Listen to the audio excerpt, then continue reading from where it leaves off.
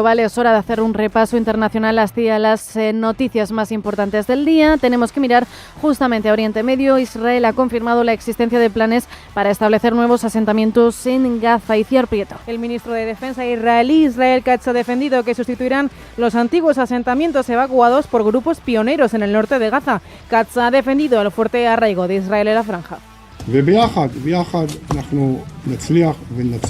El ministro ha explicado que las declaraciones producidas anteriormente se hicieron en un contexto de seguridad, por lo que no estaban alienadas con el plan de paz propuesto por el presidente Donald Trump y que Israel y Hamás aceptaron.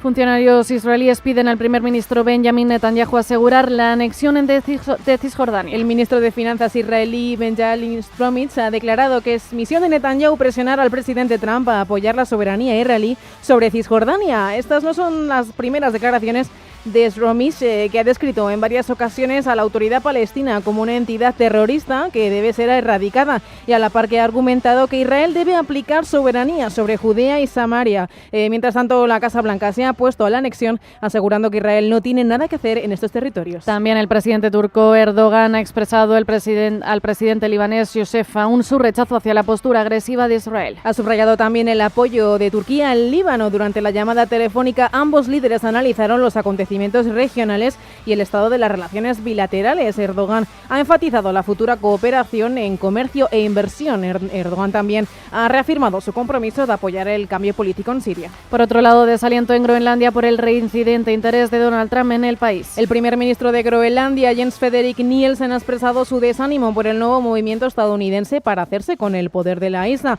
En una publicación en su cuenta de Facebook ha reflexionado sobre la última declaración de Trump, reconociendo que ahora la misión de su país se reduce a una cuestión de seguridad y poder. Además, el primer ministro danés ha expresado su gratitud tanto hacia los ciudadanos de la isla como a los líderes mundiales por su apoyo, añadiendo que su lucha siempre será por la libertad y el derecho a determinar y moldear su propio futuro. Gustavo de Aristegui.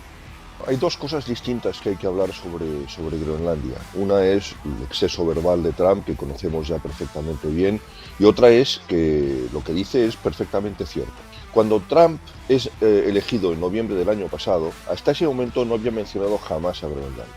Empieza a mencionar a Groenlandia justo antes de tomar posesión en diciembre del año pasado. Y lo hace aduciendo problemas y riesgos ciertos en la seguridad nacional, porque estaba leyendo los informes de inteligencia diarios que recibía el propio presidente Biden.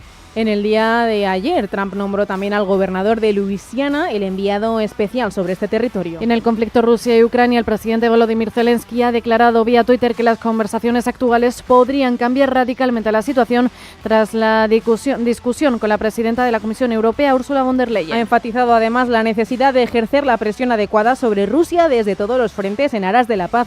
El líder ucraniano ha descrito las conversaciones como cálidas y productivas y agradecido a la Unión Europea por su continuo apoyo político. Por otra parte, ha agradecido la decisión del Consejo Europeo de la semana pasada de proporcionar 90.000 millones de euros en asistencia financiera de Ucrania. A Ucrania ha finalizado alegando que mantendrá estrecho contacto con Leyen estos días a pesar del parón vacacional. También Zelensky ha informado de un ataque ruso en al menos 13 regiones durante la noche. Al menos 3 personas han muerto durante el ataque ruso, a pesar del derrocamiento de varios misiles y drones rusos. Zelensky ha señalado que Putin no puede aceptar el cese de las muertes de los ciudadanos ucranianos. También ha instado a los aliados a proporcionar más ayuda en capacidades de defensa aérea y equipos energéticos. Otro ataque ruso se ha producido sobre Kiev tan solo un día después de las conversaciones de paz en Miami encabezados por Estados Unidos. Se trata de 14 ataques donde se han lanzado 41 bombas guiadas. La administración militar de Kiev ha mandado un mensaje vía Telegram a los residentes de Kiev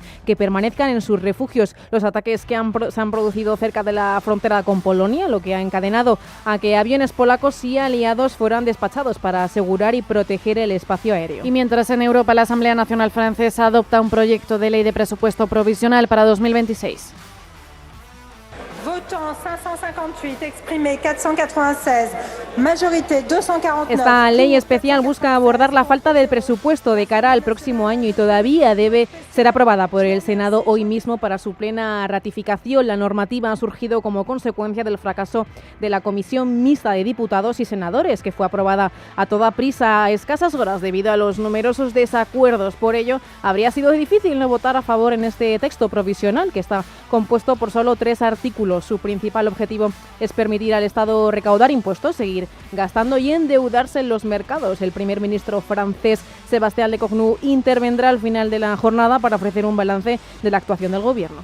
Y rápidamente tenemos que mirar a una última hora que acabamos de conocer en relación a la operación de Estados Unidos en Venezuela. Según apuntan en exclusiva desde el medio de Wall Street Journal, Estados Unidos trasladó esta semana una gran cantidad de aviones de operaciones especiales y varios aviones de carga llenos de tropas y equipos al área del Caribe, lo que le da al país opciones adicionales a Estados Unidos para una posible acción militar en la región, según funcionarios estadounidenses y datos de seguimiento de vuelos de frente abierta. Seguiremos ampliando esta información conforme vayamos conociendo más datos y mientras miramos a política monetaria. Jornada en Estados Unidos marcada por la publicación de datos macroeconómicos. El PIB estadounidense supera todas las expectativas y crece un 4%, un 4,3% en el tercer trimestre. El dato también supera el aumento del 3,8% registrado en el segundo trimestre, según el informe publicado por la Oficina de Análisis Económico. Este aumento es en el Producto Interior Bruto, refleja también incrementos en el gasto de los consumidores, las exportaciones y el gasto público, partidas que han compensado la disminución de la inversión. El índice de precios en las compras nacionales sube hasta el 3,4%, mientras que el índice de precios de gasto por consumo personal ha aumentado un 2,8%. Pedro del Pozo, director de Inversiones Financieras de Mutualidad. También tenemos que ver pues qué parte de este crecimiento tan espectacular, de este dato en concreto, que ha sido un 1% por encima de lo esperado, es que es muchísimo, pues qué parte podemos achacar a la inteligencia artificial, que ha estado muy en boga, que es una parte muy importante también, sin duda, del crecimiento en Estados Unidos y que además está muy en boga por todo lo que se refiere también a la valoración bursátil, pero como bien dices, podemos encontrarnos con la ironía de que un buen dato de crecimiento pues puede tal vez no tener un efecto tan bueno sobre los mercados y desde luego sobre las decisiones de la Reserva Federal. Expertos y analistas ya han empezado a sopesar cómo puede afectar este dato de cara a la próxima decisión sobre los tipos de interés de la Reserva Federal. No solamente el dato de PIB anualizado, sino también el dato de inflación asociada, el índice de precios y el PCE subyacente, pues han salido altos, algo por encima de lo esperado incluso, y en ese contexto pues pone difícil en una Reserva Federal que hay división de opiniones ya de por sí, pues pone más difícil pues una senda de bajada de tipos de interés. Por lo tanto, muchísima atención y habrá que seguir desde luego los próximos datos tanto de crecimiento como de precios para ver qué decisiones puede tomar la Reserva Federal. Donald Trump ha asegurado que este crecimiento en el Producto Interior Bruto se debe a los aranceles. Por cierto, que está hablando el presidente de Estados Unidos, Donald Trump, haciendo referencia a la Reserva Federal. Ha afirmado que el próximo presidente de la Reserva Federal debe estar siempre de acuerdo con el presidente Trump. Y hablando de candidatos, tenemos a Kevin Hassett, director del Consejo Nacional de Economía de Estados Unidos y uno de los principales posibles sustitutos de Jerome Powell. También ha celebrado los datos de crecimiento de la economía americana. Really a fantastic number, and it's a great Christmas present for the American people. Hassett ha resaltado que los datos de crecimiento del PIB en el tercer trimestre son una gran noticia y el mejor regalo posible para los ciudadanos estadounidenses. Sobre las causas de este crecimiento ha resaltado también el buen hacer de la agenda comercial impulsada por Donald Trump, por el presidente, y la reducción significativa de las importaciones. En lo referente a la Reserva Federal, Hassett ha resaltado que la institución está muy retrasada en lo que respecta a la reducción de los tipos de interés. En cambio, la confianza del consumidor estadounidense continúa debilitándose. La cifra, que ha situado en los 89,1 puntos, caen en casi 4 puntos con respecto a la registrada en noviembre, situando situándose de esta manera por debajo de las expectativas de los analistas. El índice de expectativas, basado en las perspectivas a corto plazo de los consumidores sobre ingresos, negocios y situación laboral, se mantuvo sin cambios en 70,7, por debajo de la marca de 80, que normalmente indica una recesión próxima por un 10º mes consecutivo. Hoy hemos conocido el informe ADP de Estados Unidos. Aumenta en 12.000 trabajadores el empleo semanal y terminamos con la producción industrial, que crece mientras caen los pedidos de bienes duraderos un 2,2% en octubre. La producción industrial en Estados Unidos ha aumentado un 2,5% interanual por sectores, mientras la producción manufactura ha aumentado un 1,9%. La minería y las útiles lo han hecho un 3,9% a un 4,8%. Con respecto a los pedidos de bienes duraderos, los equipos de transporte han liderado las caídas, en una recesión del 6,5% respecto al mes anterior. Esos datos se han visto compensados principalmente por el aumento de los pedidos de defensa.